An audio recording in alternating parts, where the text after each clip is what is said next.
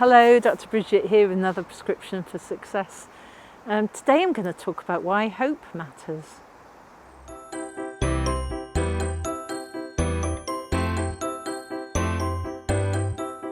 So when I came across this concept, I was a little bit sort of torn because I think, well, I teach that, try, maybe, wish, hope isn't necessarily the most effective way of doing things, because it means that your unconscious mind is going, well, so it might not happen, maybe it doesn't matter.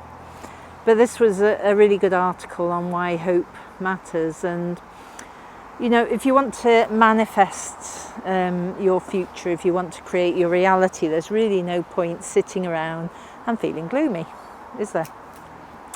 So someone who is hopeful is someone who is radically realistic.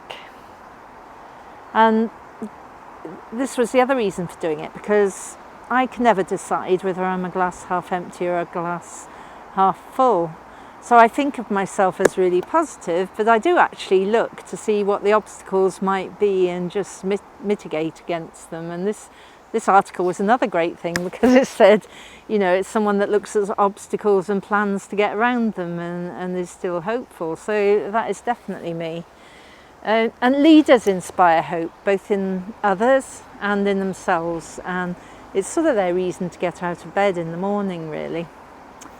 And, high hopers sounds like a soap opera, doesn't it? There's a Welsh soap opera. What's that called, Chris? Called is it High Hopes? It is called High Hopes. Hey, it's quite funny. Anyway, high hopers take action.